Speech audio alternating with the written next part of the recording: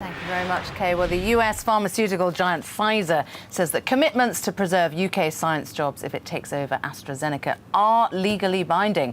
But Sweden's finance minister has warned that any promises made by Pfizer should be taken with what he calls a sack full of salt. Well, that's because 11 years after the company took over the Swedish firm Pharmacia, the numbers of employees there have fallen by a massive 90%. Well, tomorrow the bosses of both Pfizer and AstraZeneca will appear before the Business Select Committee to answer MPs' questions about the potential takeover. Well, Lucinda Guthrie is the Deputy Global Editor of Dealreporter, and she joins me now. Now, Lucinda, the language, I think, is very interesting in Pfizer's pledge. It says, under the current version of the UK takeover code, blah, blah, blah, we will be bound, it says. How legally binding is that? Well, the short answer is not very. The takeover code was changed after the Cadbury-Kraft merger, and now if you make promises during a takeover, they're only really binding for around 12 months.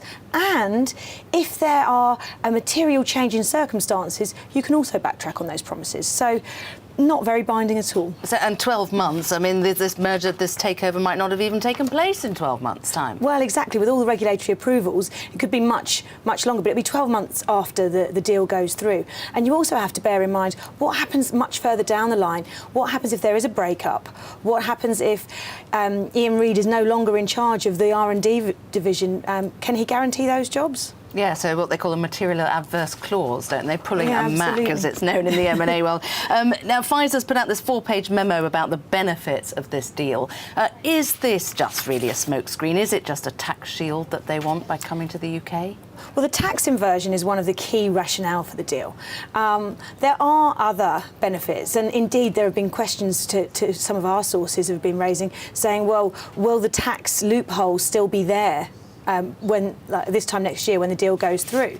I think one of the benefits is that for Pfizer, they need to access AstraZeneca's pipeline.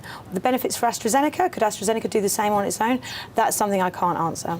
All this talk about select committees, public interest tests, it's just a load of hot air, isn't it? Because if the shareholders want this to go through, the board wants it to go through, it will go through, won't it? Well, this is something Vince Cable was saying last week. There's not that much the government can do other than get on-the-record promises.